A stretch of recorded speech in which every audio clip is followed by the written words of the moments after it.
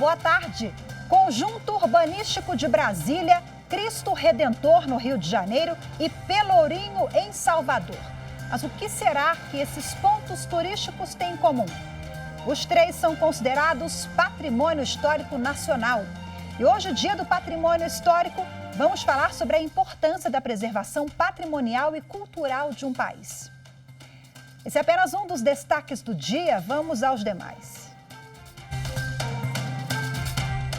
Ministro Alexandre de Moraes toma posse como presidente do Tribunal Superior Eleitoral e o ministro Ricardo Lewandowski como vice. Somos a única democracia do mundo que apura e divulga os resultados eleitorais no mesmo dia, com agilidade, segurança, competência e transparência. Isso é motivo de orgulho nacional. Ministério Público Eleitoral contesta a candidatura de 10 políticos do Rio de Janeiro. Entre eles, César Maia, que concorre a vice-governador de Marcelo Freixo, Washington Reis, vice-governador de Cláudio Castro e Daniel Silveira, ao Senado Federal. E ainda, Supremo Tribunal Federal recebe denúncia contra deputado Loester Trutes, do PL do Mato Grosso do Sul, por comunicação falsa de crime.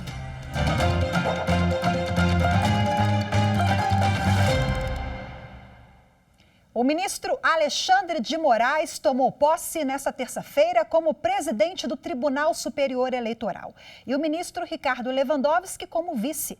A cerimônia foi encerrada com o discurso do ministro Alexandre de Moraes, que defendeu a segurança do sistema eletrônico de votação.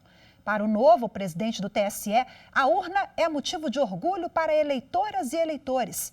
Moraes também foi firme ao dizer que a justiça eleitoral existe para defender a democracia.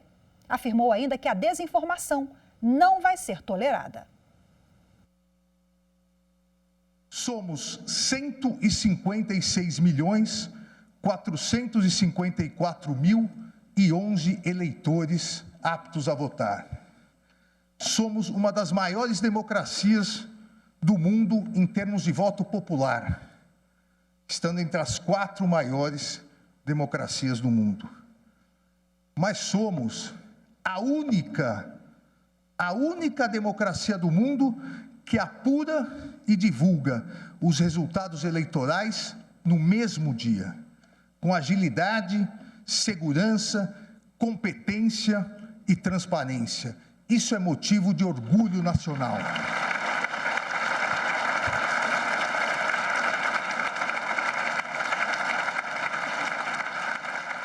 O aperfeiçoamento foi, é e continuará sendo constante. Sempre, absolutamente sempre, para garantir total segurança e transparência ao eleitorado nacional, como demonstra a implementação da biometria, que somente não foi finalizada em virtude da trágica pandemia causada pela Covid-19, onde os trabalhos de biometria precisaram ser suspensos. Um constante trabalho de reafirmação dos valores democráticos, dos princípios republicanos e do respeito à soberania popular.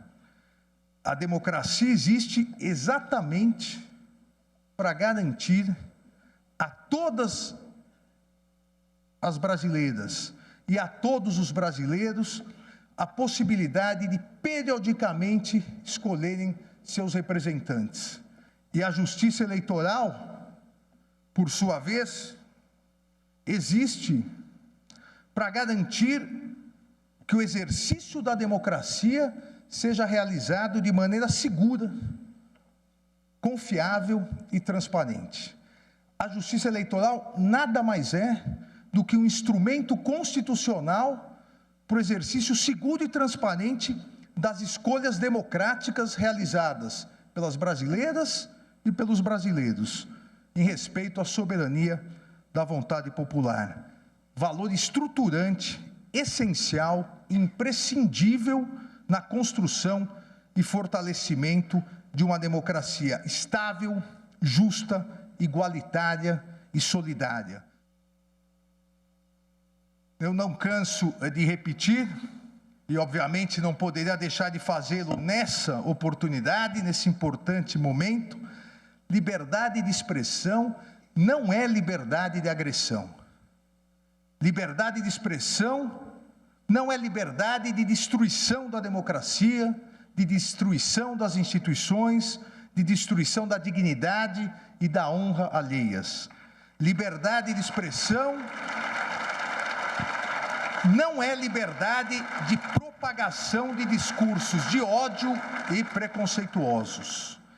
A liberdade de expressão não permite a propagação de discursos de ódios e ideias contrárias à ordem constitucional e ao Estado de Direito, inclusive durante o período de propaganda eleitoral. A intervenção da Justiça Eleitoral, como afirmei anteriormente, será mínima, porém será célere, firme e implacável no sentido de coibir práticas abusivas ou divulgações de notícias falsas ou fraudulentas, principalmente daquelas escondidas no covarde anonimato das redes sociais, as famosas fake news. A democracia não é um caminho fácil, exato ou previsível, mas é o único caminho. O Ministério Público Eleitoral contestou o registro de candidatura de 10 políticos do Rio de Janeiro. 2 concorrem a vagas no governo do estado e 1 ao Senado. Entre os candidatos com pedido de impugnação pelo Ministério Público Eleitoral Estadual estão César Maia, do PSDB, e Washington Reis, do MDB, que concorrem à vaga de vice-governador do Rio de Janeiro, e de Daniel Silveira, do PTB, ao Senado Federal. Segundo a Procuradoria Regional Eleitoral, Maia, Reis e Silveira não podem concorrer nas eleições deste ano por terem sido condenados em processos de improbidade administrativa ou criminal em decisões colegiadas. No caso do candidato Daniel Silveira, a Procuradoria ressaltou a decisão do STF, que em abril deste ano condenou Silveira a mais de 8 anos de prisão, a perda do mandato e a suspensão dos direitos políticos. Daniel Silveira foi condenado por atacar nas redes sociais o STF e a democracia. O Tribunal Regional Eleitoral do Rio de Janeiro deve decidir sobre os pedidos de impugnação. O Supremo Tribunal Federal acolheu o pedido da Procuradoria-Geral da República e aceitou a denúncia contra o deputado federal Loester Trutes, do PL de Mato Grosso do Sul, por comunicação falsa de crime. O deputado federal pelo Mato Grosso do Sul, Loester Trutes, se tornou réu. Por unanimidade, o plenário virtual do STF recebeu a denúncia para que o parlamentar e o assessor dele sejam investigados por suposta prática de comunicação falsa de crime, porte e disparo ilegal de arma de fogo. Os ministros seguiram o entendimento da relatora, ministra Rosa Weber. Ela afirmou que a denúncia da PGR tem elementos suficientes para abertura de processo penal, como provas e perícias do local e da arma de fogo usada no suposto crime. Segundo a ministra, o recebimento da denúncia não implica na antecipação de juízo.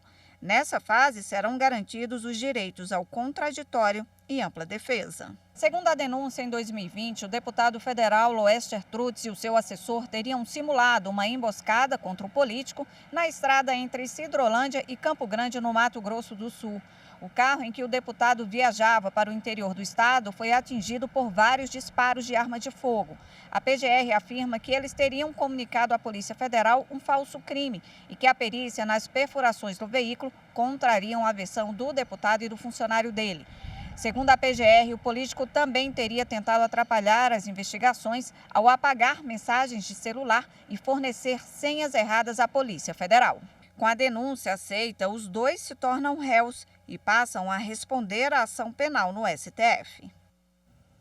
Veja a seguir. Hoje se comemora o Dia do Patrimônio Histórico. No próximo bloco, uma entrevista ao vivo sobre a importância da preservação patrimonial e cultural de um país. Vamos falar também sobre a legislação que trata do assunto. Isso e muito mais daqui a pouquinho, voltamos já.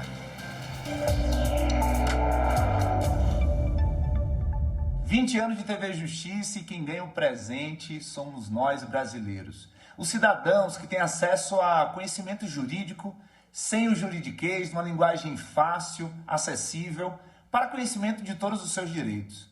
Também nós, profissionais das mais diferentes carreiras jurídicas, enxergamos na TV Justiça um espaço para aprendizagem, seja um estudante para concurso, seja um magistrado, advogado, a TV Justiça leva conhecimento com seus diversos profissionais extremamente qualificados na área do direito e também na área da comunicação. Parabéns, TV Justiça.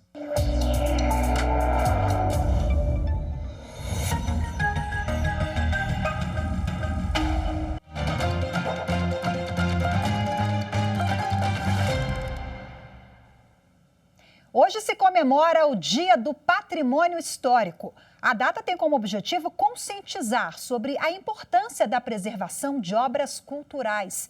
Resguardar esse patrimônio, que é um direito de todos os brasileiros, está previsto na Constituição Federal. A história de um povo em sua arquitetura, em suas obras de arte.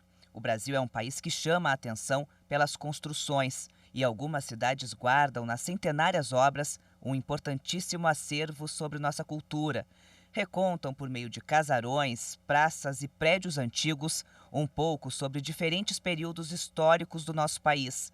Inclusive, as cidades que são reconhecidas como patrimônio histórico por entidades importantes, como a Unesco. Cidades como Ouro Preto, em Minas Gerais, São Miguel das Missões, no Rio Grande do Sul, e Olinda, em Pernambuco. O título reforça a importância da preservação. Hoje, 17 de agosto, se celebra o Dia do Patrimônio Histórico. A data tem o objetivo de conscientizar sobre a importância de preservação de obras culturais. Quando se fala em patrimônio histórico, logo pensamos naqueles prédios antigos do Brasil colonial. Mas não é só isso. Monumentos e prédios que ficaram conhecidos justamente pela sua modernidade também podem ser considerados patrimônio. É o caso de Brasília. Em 1987, a cidade projetada por Lúcio Costa, com a arquitetura de Oscar Niemeyer, foi considerada pelas Nações Unidas patrimônio não só do Brasil, mas mundial. A cidade tem a maior área do mundo, são mais de 112 quilômetros quadrados. Além da já famosa Esplanada dos Ministérios, tem monumentos como o Memorial JK e as próprias quadras residenciais. E se alguém se assustou ao saber que uma cidade moderna pode ser considerada patrimônio, o que pensar de uma dança, um estilo musical? Em dezembro do ano passado, o forró foi tombado como patrimônio cultural imaterial. O reconhecimento foi feito pelo IPHAN, Instituto do Patrimônio Histórico e Artístico Nacional. Ele foi criado em 1937 para ajudar a preservar nossa cultura.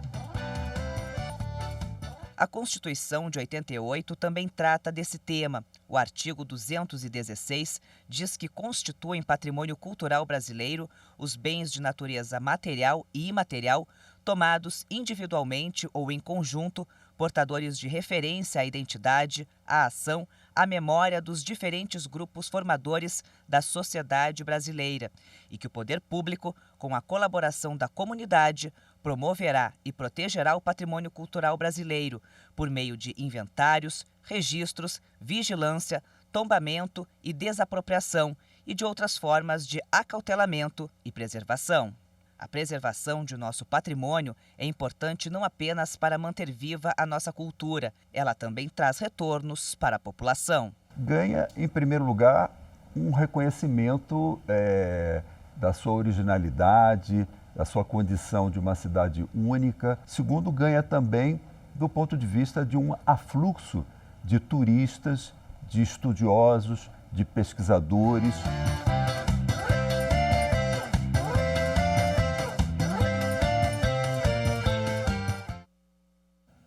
Bom, e para repercutir esse assunto, eu converso agora ao vivo de forma remota com o especialista em direito patrimonial, professor Fernando Fernandes da Silva, que também o professor é autor dos livros As Cidades Brasileiras e o Patrimônio Cultural da Humanidade e a publicação A Prevenção e a Repressão do Tráfico Internacional dos Bens Culturais na Convenção da Unesco de 1970. Seja muito bem-vindo. Boa tarde para o senhor. Muito obrigada pela participação.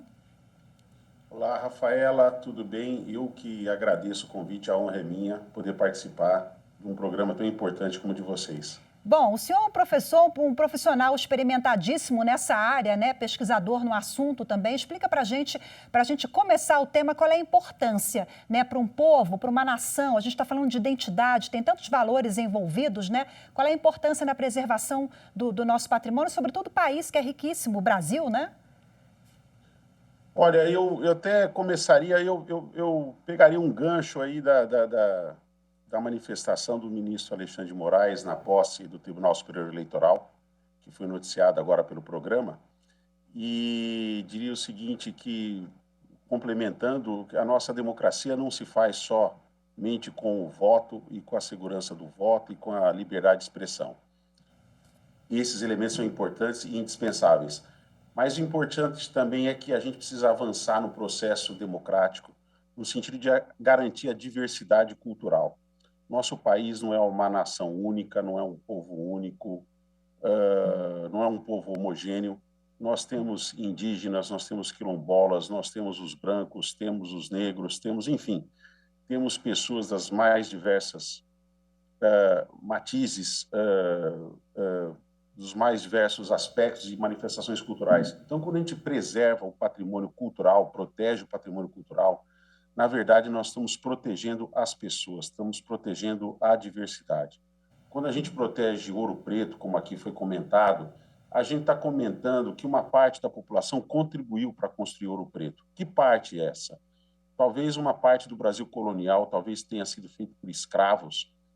Então, essa é uma contribuição. Quando a gente fala da proteção de Brasília, a gente está falando também de uma outra parcela da população que contribuiu para a construção de Brasília. Várias pessoas que vieram de diversas regiões do país e foram empregadas para a construção, e que Brasília representa, por exemplo, vários aspectos da arquitetura moderna, contribuições dadas por Oscar Niemeyer e Lúcio Costa nos anos 50 e 60. Então, na verdade, proteger o patrimônio cultural é proteger a sociedade brasileira mediante as suas mais diversas manifestações. É manter essa sociedade viva, não só do ponto de vista biológico, do ponto de vista da vida no sentido de poder se manifestar e poder exteriorizar o seu comportamento, seus desejos, suas ideias. Professor, juridicamente existem dois tipos de proteção, né? A conservação e contrabando. Eu queria que o senhor explicasse isso para a gente de forma prática, assim, o que isso significa?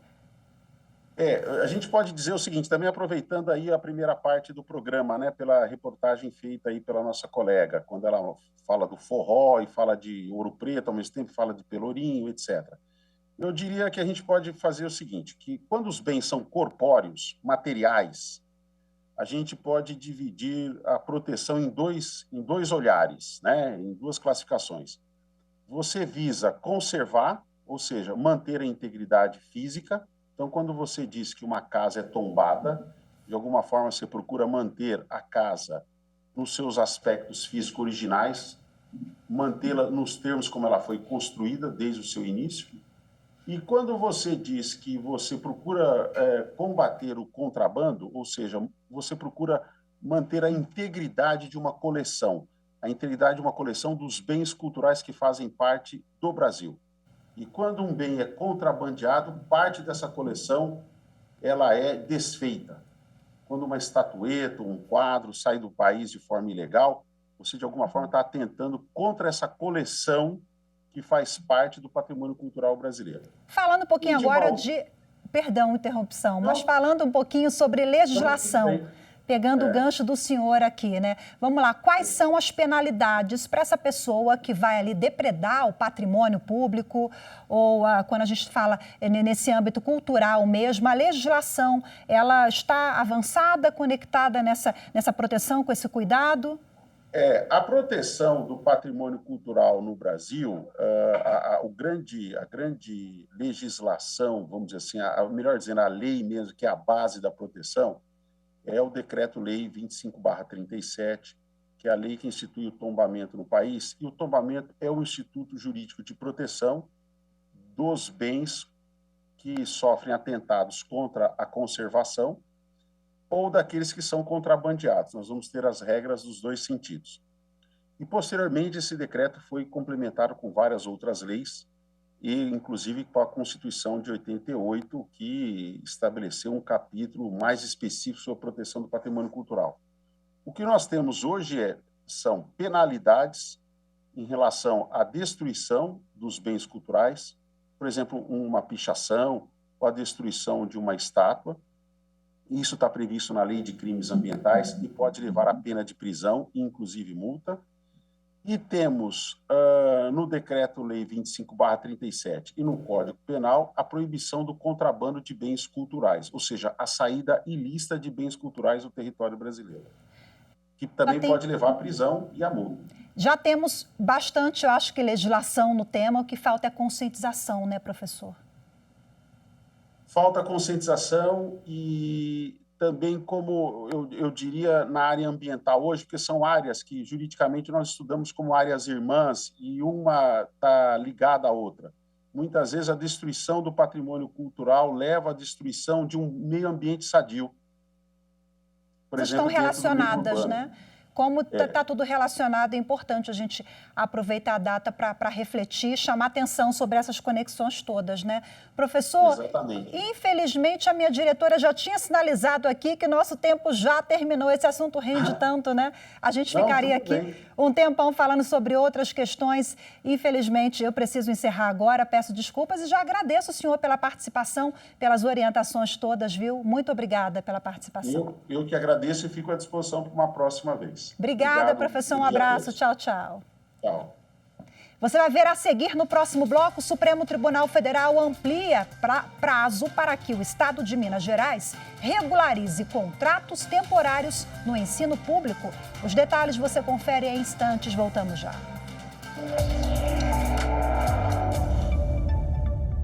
20 anos de TV Justiça. Sem dúvida, uma conquista democrática. O televisionamento das sessões, especialmente das sessões plenárias mais importantes, aproximou o cidadão do Poder Judiciário. Isso é uma conquista importante. Eu faço uma única ressalva, fiz desde o primeiro momento ao ministro Marco Aurélio, que foi o pai dessa ideia, nas questões criminais. Acho que o processo criminal não deveria ser televisionado. O processo criminal é fato. E muitas vezes há uma sensacionalização, e essa sensacionalização leva a um pré-julgamento. E também entendo que pode ser considerado, inclusive, uma condenação acessória sem presunção constitucional. Mas vamos apoiar a TV Justiça naquilo que ela tem de melhor, que é aproximar o cidadão das grandes causas nacionais.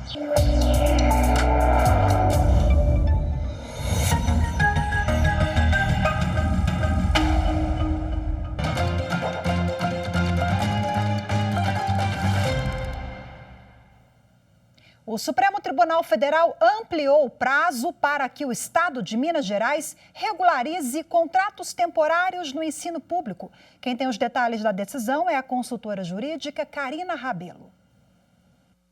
O Supremo Tribunal Federal, por unanimidade, ampliou para 24 meses o prazo para que o Estado de Minas Gerais regularize os contratos temporários de profissionais que não possuem vínculo com a administração pública e que exercem as funções de magistério na educação básica e no ensino superior do Estado. O prazo inicialmente concedido pelo Supremo era de 12 meses. A ação foi proposta pelo Procurador-Geral da República e, em maio deste ano, o STF invalidou a legislação estadual que permitia a contratação temporária desses profissionais. No entendimento do ministro relator Ricardo Lewandowski, a ampliação do prazo levou em consideração o melhor interesse dos alunos que poderiam ser prejudicados pela repentina descontinuidade do serviço público de ensino estadual diante dos números de afastamentos dos profissionais efetivos.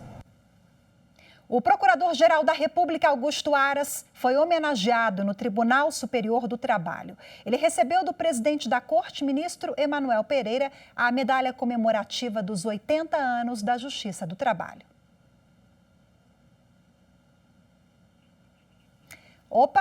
A homenagem é oferecida a membros da sociedade civil e autoridades que contribuem para o desenvolvimento do país. Além da medalha comemorativa dos 80 anos da Justiça do Trabalho, o Procurador-Geral da República também recebeu o livro dos 80 anos da Justiça do Trabalho no Brasil. Ainda foi entregue a Augusto Aras uma homenagem a Roque Aras, pai do Procurador-Geral da República. Existe uma simbiose de alegria e de honra para o Tribunal Superior do Trabalho homenagear o professor Roque Aras, primeiro magistrado a funcionar na Junta de Conciliação e Julgamento de Feira de Santana. Augusto Aras agradeceu pela honraria recebida pela família. Para um filho mais velho, que criança vivenciou o pai decidindo, sentenciando, sempre buscando atender aos reclamos sociais, às necessidades sociais, do embate eterno entre capital e trabalho, é importante, nesse momento, participar dessa homenagem por conta da história que ele, como juiz, escreveu em nome próprio e em nome dos seus jurisdicionados de Feira de Santana. Hoje ficamos por aqui. Muito obrigada pela sua companhia. Ótima tarde para vocês. Até amanhã. Tchau, tchau.